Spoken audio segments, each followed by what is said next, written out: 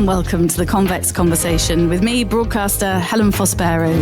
In the early hours of May the 15th, just 2 months after her 17th birthday, American mountaineer Emma Schwerin stood on the summit of Mount Everest and grinned. That breathtaking moment was the pinnacle of a 17-month, bold, courageous and challenging journey, which earned Emma not 1 or 2, but 3 places in the history books. She's now the youngest American woman ever to summit Everest. But leading up to that 50-day feat, Emma, all 4'11" of her, had conquered the other 6 of the world's 7 summits, scaling the highest mountains on every continent, which makes her the youngest woman to achieve that. And she's also the youngest woman to summit Mount Vinson in Antarctica. In fact, it's thought she climbed the first 6 peaks in record time when she was 16, accompanied on all of them by her dad, Sam. Emma hopes her accomplishments will inspire youngsters, and in particular girls, to dream big and see that anything's possible with hard work, grit and determination. And I'm delighted to say she joins me from Montana, where she's from. Hello, Emma. It is so exciting to meet you, and I'm thrilled that you're here to share your journey with us today. Thank you. Hi, thank you so much for having me. You are very welcome. Massive congratulations. How are you feeling now that you've had a chance to perhaps reflect a little on the 7 Summits Challenge and what you've achieved?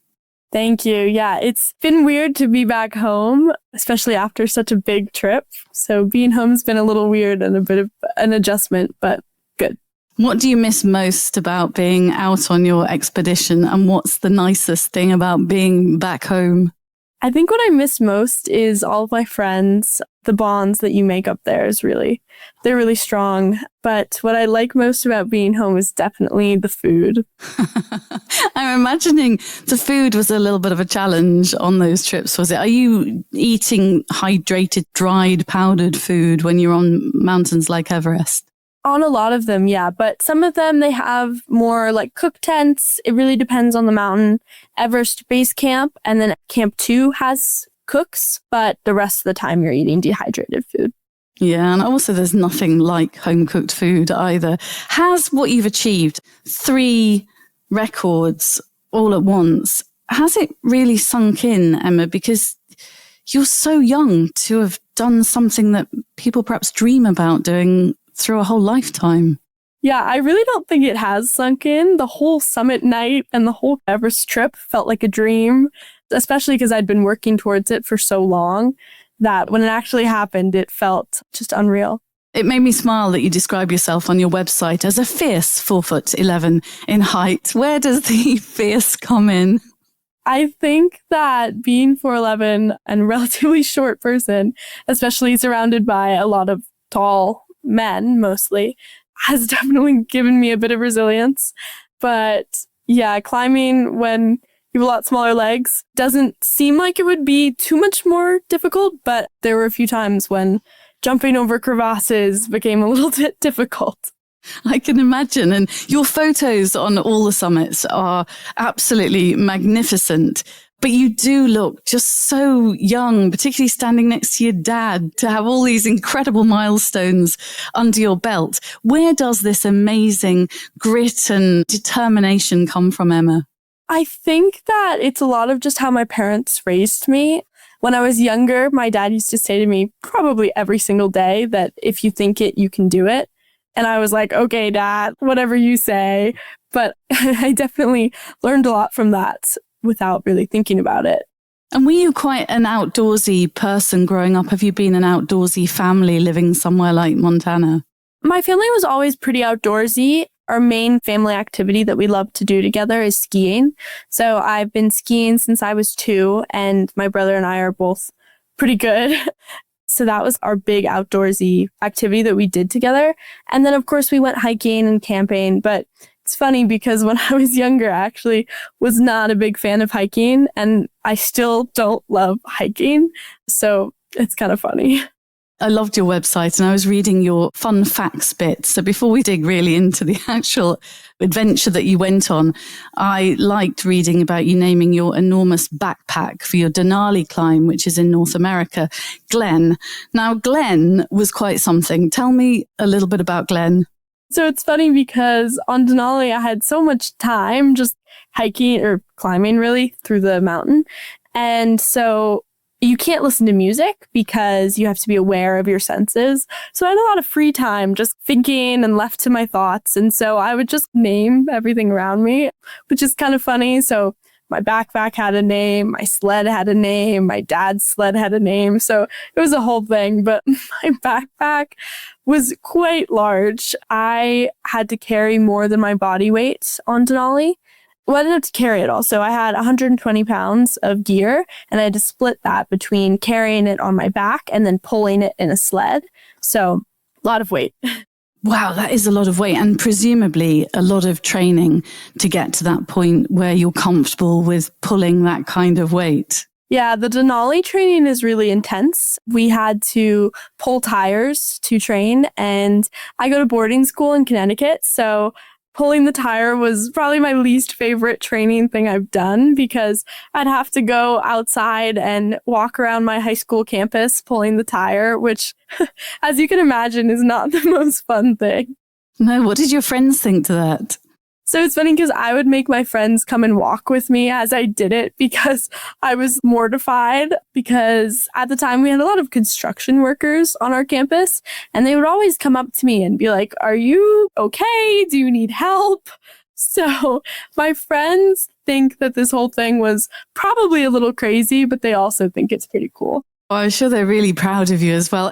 People talk about Mount Everest and everybody thinks of that as one of the toughest mountains in the world. But having interviewed other explorers on the podcast, Denali always seems to shine through as the most difficult. Did you find it the most challenging? And if so, why is it such a hard climb?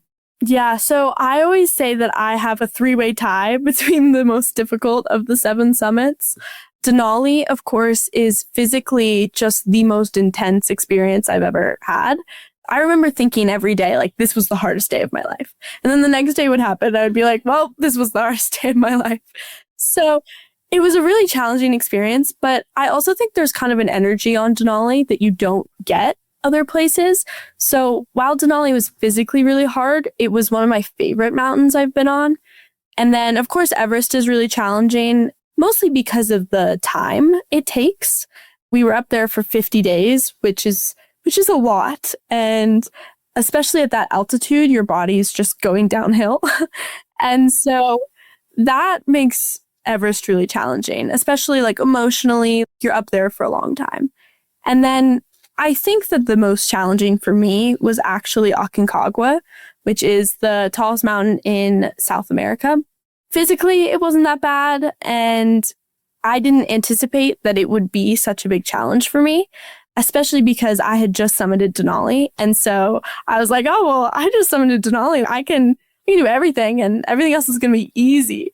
And what I learned is that just because you've done one hard thing doesn't make everything else easy. It just means that you can do another hard thing. So Aconcagua was hard because I fit all these mountains in with my school. And so I had to do Aconcagua and Vinson back to back.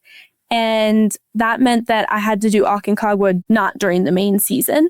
So when we went, no one had summited yet. And so we summited on the first day that anyone had all season. And it worked out and we summited and it was great. But every day leading up to the summit, we were getting weather news and things, hearing that we weren't going to be able to attempt to summit, which is really challenging to hear, especially when you've worked so hard to achieve a goal and then learning that you might not even be able to try. So that was really hard mentally for me. Oh, I could imagine. And if you were the first one that season, does that mean that no track has been established and that everywhere you're walking is fresh and you're the first footsteps that season? Yeah, so there were other people on the mountain that summited on the same day as us. Not very many. A lot of people turned back on the day that we went. Did they? But the season that we went, we were fortunate there wasn't too much snow. We had a very experienced guide who's done that mountain so many times. So we were fortunate that we knew where we were going. How worried and how demoralizing was it when you heard that you might not be able to summit? Do you have a plan B for if we can't do it now, then we have to put it further on in the schedule or something like that? So the crazy thing about this record was that I had to summit each mountain on the first try if I wanted to stay in school. There wasn't the ability to go and go back. So that was the other hard element, was I knew that if this doesn't work right now, it's not going to happen. And the records to me, they mean a lot because of the work that they reflect. And so it wasn't exactly like, oh, I'm not going to set this world record. It was more about all the hard work and the sacrifice that I had put into achieving this goal. And so learning that that might not work out was really difficult. Yeah, and I imagine if you've got those records, that it does set you apart, Emma, and it gives you a platform, because I know, and we'll talk about this later, but I know that you're really passionate about inspiring other people to follow their dreams. And it gives you that platform, because if you'd been another climber doing this, I would have probably not noticed your story, but because of the extraordinary records you've set, and you're the first and the youngest to do certain things, there's no prizes in this life really for second, are they? And it will help you pass on your wisdom and your encouragement, I would imagine, to other people. Yeah, definitely. And I know some people who went to Everest and they had to turn back because of weather, which very much could have happened to anyone. And so one of my friends who that happened to, she's using that to help teach people. And I think that that's a really strong thing. She was, I think, 1,000 feet away from the summit and she had to turn around. And so I think that the amount of strength that comes from that is also something that you can learn from. Yeah, there are also lessons, aren't they, in not achieving a goal. You can learn as much from that as achieving it, I suppose. Just going back to Denali briefly before we find out why you took on this extraordinary challenge in the first place. What was it about Denali? You said it was the most intense. What is it that makes it the most intense? It's kind of a crazy atmosphere. It's similar to Everest. The atmosphere on each of these mountains is it's hard to describe how intense it is, because you fly onto the glacier on Denali and then you're kind of in the middle of nowhere and you're surrounded by all these people who all have the same goal as you. And so you're all trying to get towards the summit, and then there's pressure from weather windows and there's pressure from other people, and there's a lot of pressure from yourself. At least for me, I think the most amount of pressure on all these mountains always came from myself. And so it's so intense because just physically, all of my weight was more than my body weight. And so that physically was the most challenging thing I've ever had to do. And it's hard to explain how physically hard that was. And I remember just trying to live in the moment was really helpful for me, because I was like, you have to just focus on right now and you'll get there. And so each day, this was the hardest day of my life. And I'm not thinking about tomorrow. I'm just thinking about right now. And then tomorrow would happen and I would be like, well, I don't know how I got through that, but I did. And I remember my guide, he said to me after one really challenging day, he told me, Emma, you're an animal. And I've seen men twice your size struggle with that. And I think that was the first moment that I really realized, wow, I am doing something that is hard for even a grown man. I think we need a bit of a shout out at this point to your dad, Sam. How much of a mountaineer was Sam before he came on this with you? Because to have your dad do it with you must have been an incredible support. That glory is shining on you, Emma, but I think your dad needs a massive well done. This must have been interesting and challenging for him too. Yeah, so he hadn't done any mountaineering before me. Wow.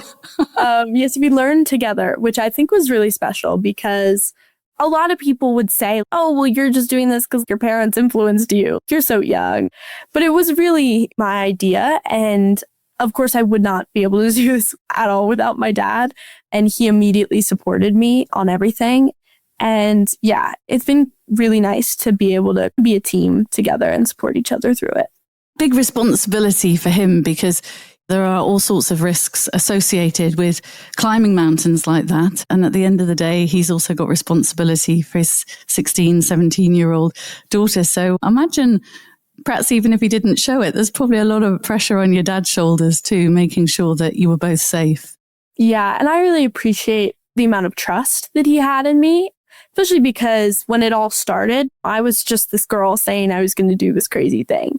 And of course, he could have been like, okay, Emma, whatever you say, but he believed me and he trusted me with these situations, which I think I really appreciated. And I think from the beginning, I knew that I would be able to do it, but without having the trust that he had in me and the trust that all of my guides had in me, I wouldn't have been able to do it. So tell us, what made you want to take on this extraordinary challenge in the first place? What was the inspiration or the idea that got your mind working on all of this? So it's a funny story because I didn't like hiking when I was younger. I just didn't understand it. I didn't understand the idea of going up just to go back down. That just didn't make sense to me. So it wasn't until 8th grade in my English class when I discovered mountaineering and real climbing. So we did a unit on Mount Everest in my English class, which is totally random. And we read Into Thin Air, which is a pretty popular book. And then we also read The Climb. And they're both about this giant disaster on Everest. And of course, that is not what inspired me to do this. I read those books and I was like, whoa, that's intense. And then we also watched a documentary on Mount Everest. And there's one specific scene where someone is crossing a ladder in the Icefall on Everest. And I remember looking up at the screen and thinking, wow, that looks so awesome. And then I looked over at my friends and they're terrified. And so I was like, well, that's weird. There's something different.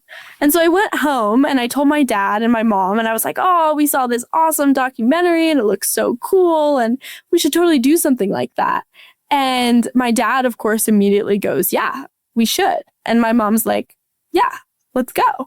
And so we decided to trek to Everest Base Camp. And the next day we booked our flights. Oh my goodness. And did you all go? Yeah, so my mom, my dad, and I went, but my brother did not. And you watched those mountaineers crossing what always looked to me like pretty flimsy, well, they look like pretty flimsy metal ladders over really deep crevasses, which certainly don't look like they've got any room for error. And interesting that it terrified your classmates, but you felt exhilarated. When you actually got to the point on Everest where I presume you were crossing those kind of ladders, what was it like? So on Everest, you do multiple rotations. So we went through the Icefall 6 times. We went up 3 times and down 3 times. And the Icefall is this giant glacier that is going down this really steep slope and being pinched between 2 mountains. And so it's crumbling down and it's falling apart and it's moving. I think it moves around 4 feet a day. So it's very active. And to get from base camp to Camp 1, you have to cross through it. And that's where all those giant ladders and those super steep ice slopes are. And so while that seems pretty terrifying to some people, from the beginning, I was always very excited. But then when the day finally came, you go through that Icefall at night because it's safer, because the ice is harder because it's cold. And so when that night came and I realized, wow, I'm actually doing this, it was a very big moment for me because throughout this whole experience, I had never felt scared. I had never felt fear. I'd always felt excited. And that element of fear was always excitement for me. And so this was the first time that I was actually scared. And that was a big moment for me because I didn't really know what to do. I don't normally associate the feeling of fear with mountaineering, which is kind of funny. And so when it actually came, I just didn't know what to do. And I was like, okay, well, I can't really call my mom because what am I supposed to tell her? Like, hey, mom, I'm kind of scared about the giant avalanches everywhere. You can't really say that. And then I was like, well, I can't really tell my friends either because they just don't really understand. And so I talked to one of my best friends from the mountain and he told me this quote that I will remember forever. And it was, if it wasn't scary, it wouldn't be big enough. And so that to me just resonates so much. And it really put into perspective why I was doing this. And so every time I was scared on the Icefall, I repeated it back to myself. And I said, if it wasn't scary, it wouldn't be big enough. Especially because what scared me was really the uncontrollable. The ladders and the big ice walls wasn't scary to me. That was really exciting. And I'd practiced it and I knew I was going to be fine. What was scary was the avalanches because what people I don't think realize is that there's avalanches everywhere. And so the first night we went through the Icefall, we heard 3 avalanches and one of them was very close to us. And so every time I heard that or anytime I was scared, I repeated to myself, I said, if it wasn't scary, it wouldn't be big enough. That sounds to me like you've got a fantastic title for a book if you ever write a book. What a fantastic quote. Was that from Tendi Sherpa who accompanied you on Everest, or was that another one of your colleagues that gave you those special words? It was a different friend, but Tendi was my guide on Everest. And I really can say that I've never trusted anyone so much than I trust Tendi. And I'm actually excited. I'm seeing him in a few days. But Tendi is just the most knowledgeable person I've ever met, but also he's the most humble person I've ever met. And that's not a combination you get very much. He has summited Everest 18 times now. And so he just has an incredible amount of experience. So there was never a time when I felt very unsafe. Whenever there was an avalanche or something scary, I'd look at Tendi and I'd be like, okay, well, he's not freaking out, so I guess I shouldn't freak out either. And he's always the most level-headed person. It was funny because there were times when we were going through the Icefall and he'd look up at some giant ice sculpture thing and he'd be like, it looks very safe. And I'd look at him and I'd be like, okay, if you say so. I've met a few Sherpas, and apart from the fact that they're just incredible climbers, the ones I've met always seem to have a real calmness about them and an inner peace and a love of the outdoors. And I can imagine you feeling very safe with Tendi. Yeah, and I think they also have this spiritual element that's pretty big on Everest. They think of Everest as a goddess. And that was one of the most impactful parts of Everest is before you go through the Icefall, each rotation, you have this thing called a puja ceremony.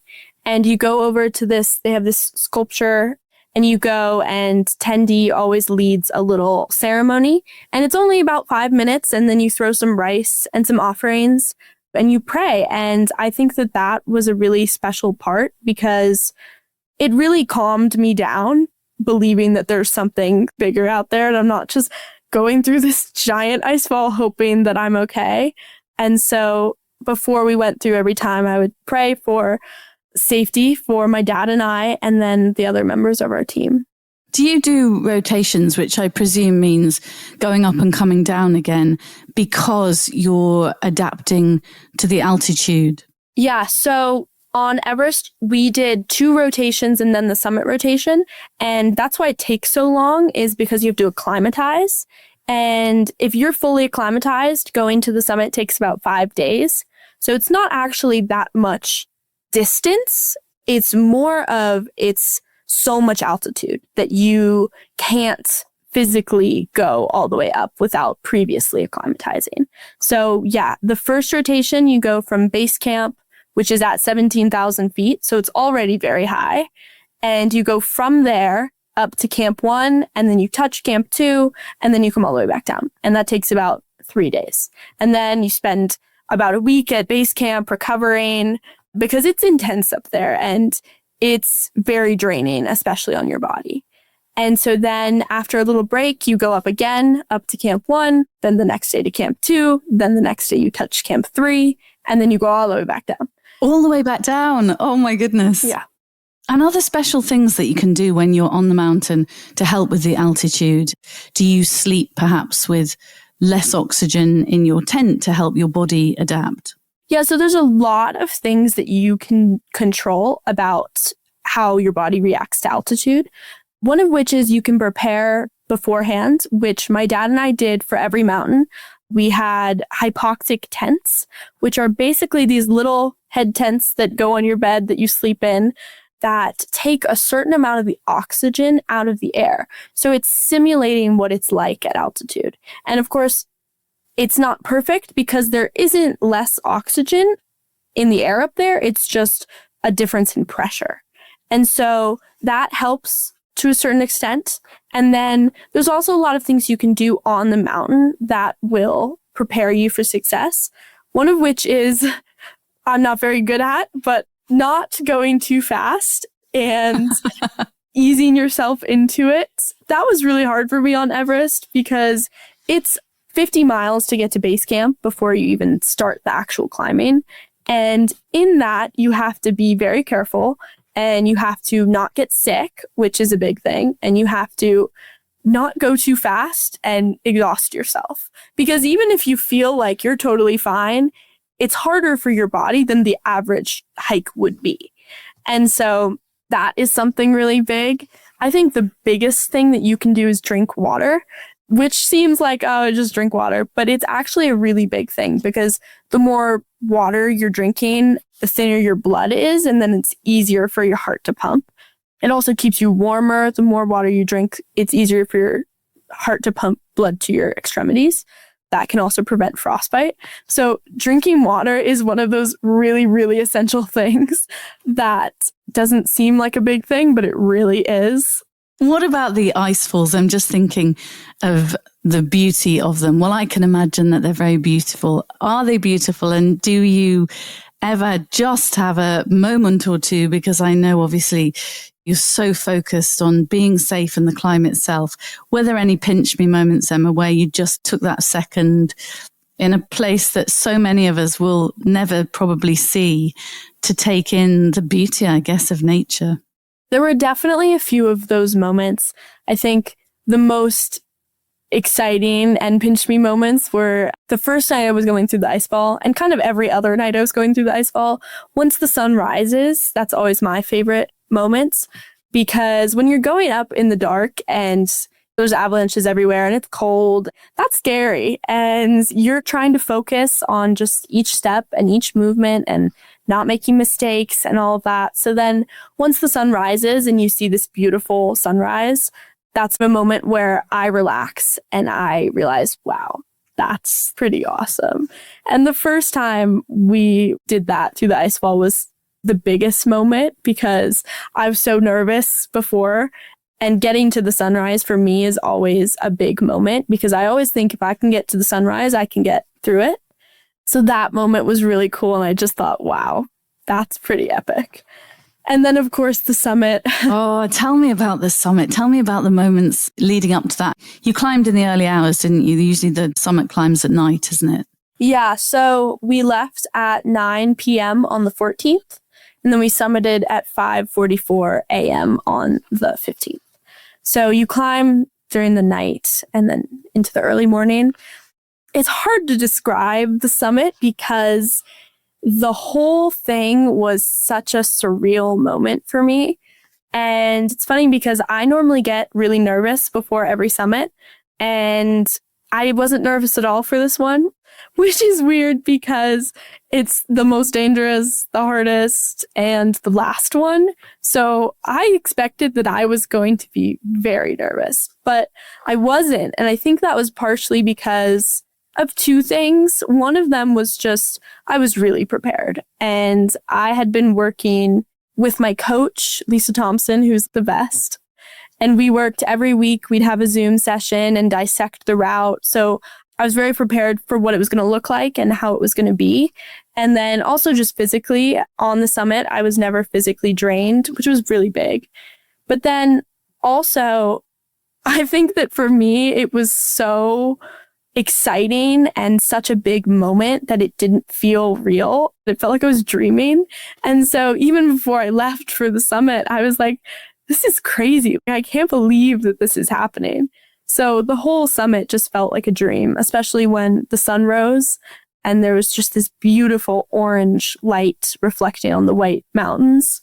And I think I was just in shock. And there's a lot of things up there that you don't encounter on a daily basis. So it was really just an incredible moment. Could you see the curvature of the earth? Was it clear enough? I don't know if I could see the curve of the earth, but I could see just forever. and we could see the mountain shadow of Everest, which is just, I'd been looking forward to this for so long because the sun rises and Everest is so tall that the light kind of goes around the mountain. And so if you look on the other side, you can see this giant triangle shadow and then the sunrise on all the other sides of it, which is super cool. And that was a pretty exciting moment. I'm guessing you probably had a few minutes for photos, but big hug from Dad on the summit. Is it big enough to be able to just have a hug and both be up there at the same time together? Yeah, it's funny because on the summit, it was very exciting, but at the same time, I had promised my mom and myself too that I wasn't going to celebrate too much yet because most of the accidents happen on the way down. And so you really have to not be too excited and just focus a bit to get down. But yeah, big hug from Dad, couple photos. I had a few flags, which was really fun. I had one flag with all my friends on it, which was really special. It was really cool that I got to bring that flag up with me. So the real exciting, crazy moment was when we got back to our tent. And that was a really big moment because we had done it. I burst into tears and I was like, oh my God, I can't believe this happened and it's over and we did it. So that was a really big moment. Oh, it must have been very, very special. And that realization that you've not just broken one record, you now hold 3 records, which I suspect will probably be a long time before anybody breaks them. And I'm sure you'll probably be very happy at some stage for somebody to get out there and attempt to break it. But I can imagine it must have been emotionally just really overwhelming, marking the end of such a special journey. It makes me wonder mentally, how did you prepare? We've talked a bit about physically how you prepared and some of the training and the tire, but did you do things in advance to be mentally strong? Yeah, so the mental side of mountaineering is so big, especially for me. I think that physically we were over prepared and we were totally fine. So it's really the mental side that has to be even better than the physical side. So I had a coach who I've worked with for the last 2 years, Lisa Thompson, and we would meet every week before a big mountain was coming, and we would go into each section of the route, and I have homework for it as well. I would watch videos of people climbing and people climbing that section of the route, and then we would talk about it and go into what I was nervous about or what was going to be challenging. And so the mental side of this was really big. But also for me, I think that, and my dad as well, we're both very mentally strong. I definitely get that from him. And so this whole experience, when I said that I was going to do it in the first place, for me, once I said I was going to do it, I just was going to do it. And so the mental side was really challenging, but I didn't really give myself a choice. It was just going to happen. And then my body was just going to have to come with me because I was going to go. Did Lisa give you any coping mechanisms? A little bit like when you were crossing the ladder and you worried about the avalanches and you had that quote in your mind. Were there things she was able to do so that when you were actually out there on the mountain, you could remember certain things that helped you overcome whatever that day's fear or perhaps anxiety or nervousness was? Yeah, so I had a few different techniques. Before we went, we did a lot of visualization. Lisa has done the 7 summits, so she's already been to all these places. Another piece of my homework would be she'd send me a voice recording of visualization, and she'd explain, visualize this, and you're here, and she'd explain my surroundings, and that was really helpful for a lot of mountains. And then another technique, we did a lot of breathing exercises, I was always more nervous before I actually went to the mountain than I was on the mountain. And so once I got there and once I started, it normally wasn't that bad. Everest was kind of that exception. But for all the other ones, once I got there, I was like, okay, it's go time. This is it. But another thing she had me do was she had me pick a word that symbolized something that was scary, but it was also very exciting, and that I would repeat to myself if I needed a reminder of what I was doing this for. It sounds like you couldn't have wished for a better coach. And the fact that she's done the 7 summits herself, she sounds an extraordinary woman too. She is amazing. She's definitely inspired me so much, and I'm sure inspired so many other people. She's the second American woman to do K2, which is incredible. My dad really helped me put together a team around me, especially of women that I could look up to, which was really nice. Has mountaineering traditionally been more dominated by men and less accessible or harder to access for women, do you think? Yes, definitely. So on pretty much every one of my trips, I've been either the only girl or one of two girls in kind of a team of 8 to 12 people. And so that can be really hard, especially when it was the beginning of this whole thing. And I was just saying that I was going to do this really big thing and I didn't have anything to back myself up with. And so that was really hard because I'd have people who would doubt me and who would say, you're not actually going to do that. You're just a little girl. And so I think that at the beginning, that was really challenging, that I didn't have that kind of representation. But I had people who I surrounded myself with that I could look up to. And I had a lot of strong women, not only in mountaineering, but in other aspects of my life that could really help in those categories. And it's really special because now that I've achieved this whole thing, I am trying to help spread the access to mountaineering for girls. And Lisa, my trainer, and I are both in this calendar called Women in Mountaineering. And it's this company called Awe Expeditions. They are selling this calendar to help raise money to get girls into the sport. So it's super cool that I get to be in it with my inspiration and my coach. And so that's a really special thing. And what things do you plan to do, Emma, apart from the calendar, to really get the message out there to other girls and young women that if you really do put the work in and if you have a goal, it is achievable with enough grit and determination and research? How can you help other people have that confidence to get out there and do whatever their dream is, whether it's mountaineering or not, but just generally in life to reach for the summit of life, if you like? Yeah, I think that I'm going to try and keep speaking about my experience. I think that I can help use myself as an example to show young girls that they can aspire to crazy big dreams. And I think the fear element as well. I think that a lot of people are scared to challenge themselves to the extremes. And I think that if you embrace your fear, then you can achieve things that you wouldn't have ever dreamed of. So I think that using my experience to show young girls that, like, I had never climbed at all. I just went to Everest Base Camp and then decided I was going to do it.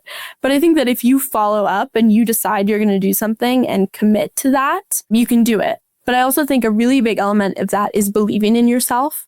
I think other people will doubt you, but you can't doubt yourself. And that's hard, especially at the beginning. It's easier for me now because I have things that I've done that backs what I say up. But I think at the beginning, it can be really challenging. So I think that not listening to what others say and just really believing in yourself. So when you were 14, you headed off with mum and dad to base camp and you booked the trip the day after you were inspired in your English class at school.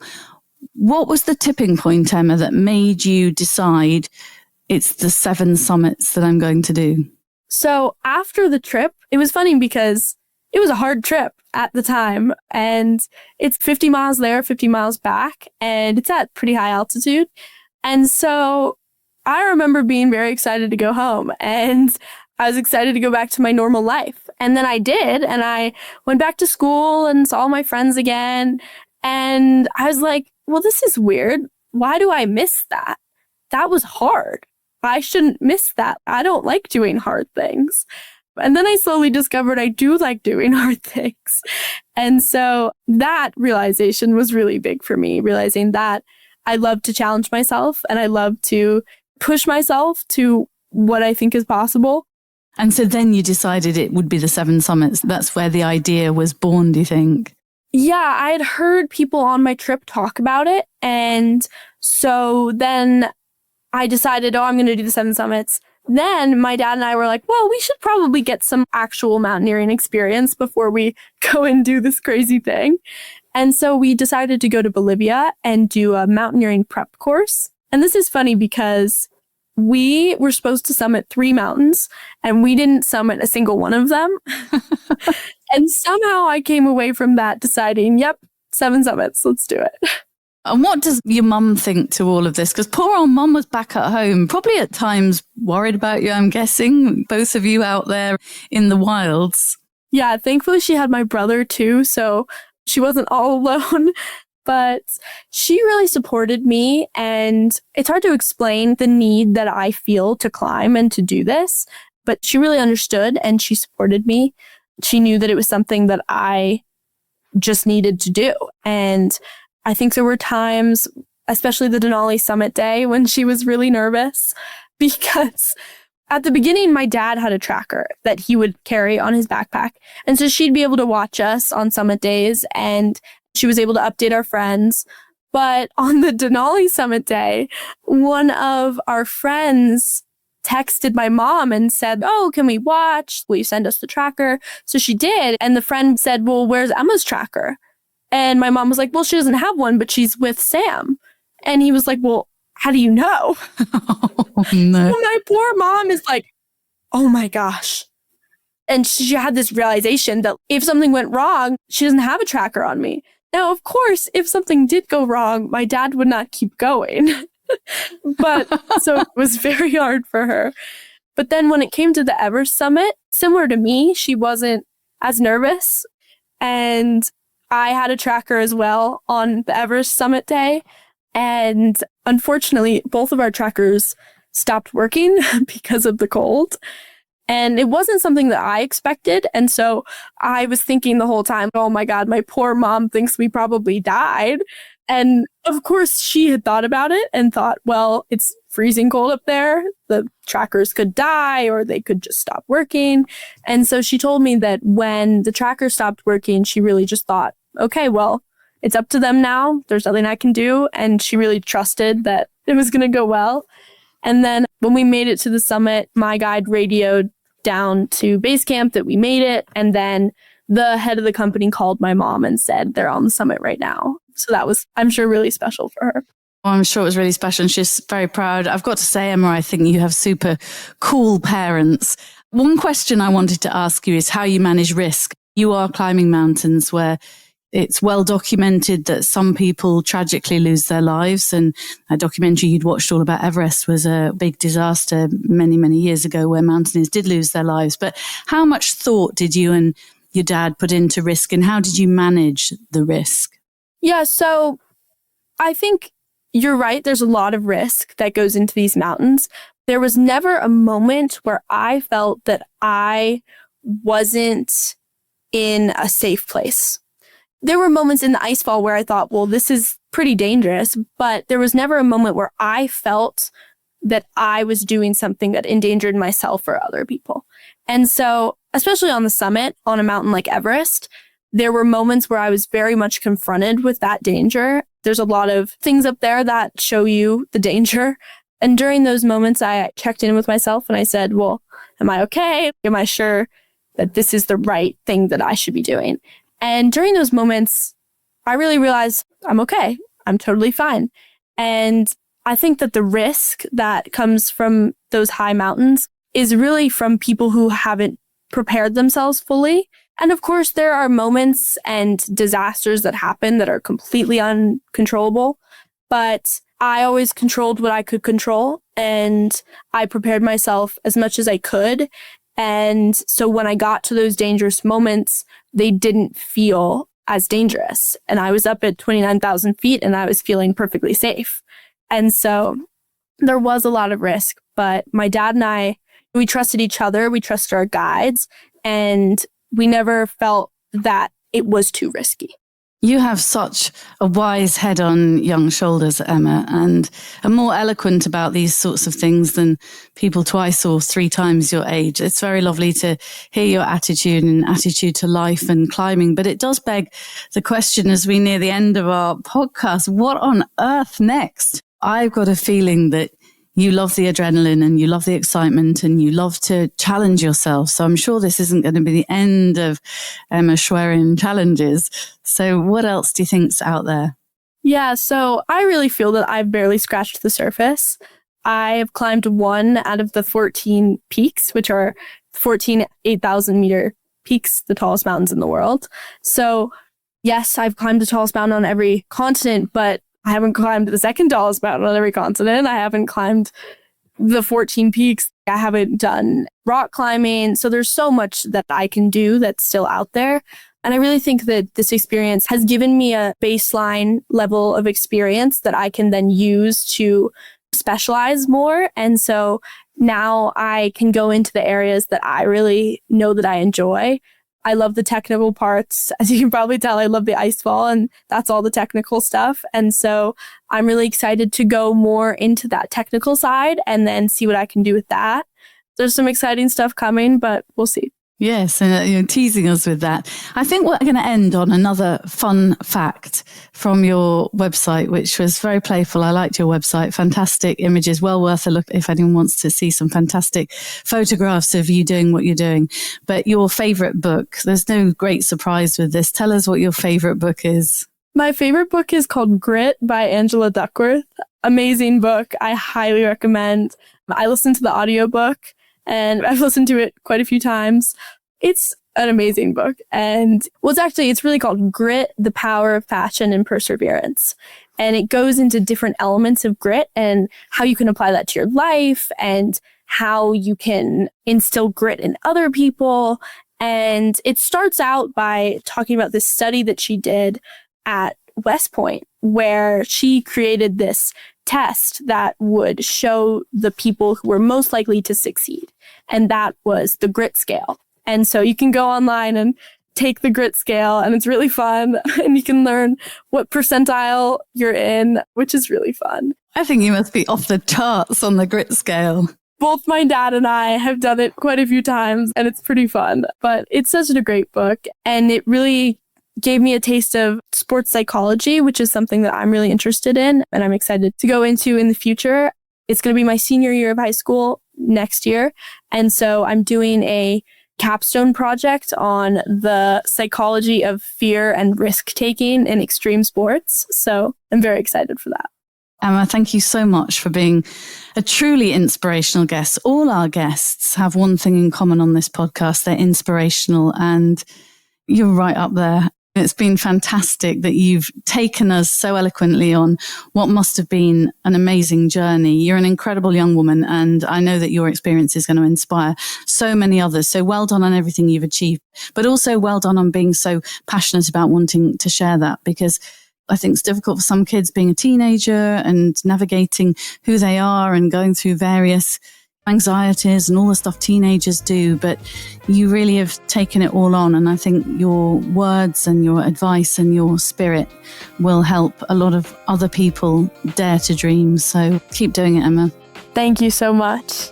You've been listening to Emma Schwerin, the youngest woman ever to conquer the world's 7 summits and the youngest American woman to climb Mount Everest, as well as Mount Vinson in Antarctica. And she's still only 17. Download and subscribe to our series at convex.podbean.com or search The Convex Conversation on Spotify, Apple Podcasts, or wherever you listen to yours. I'll be back next week with another great guest. Join me then.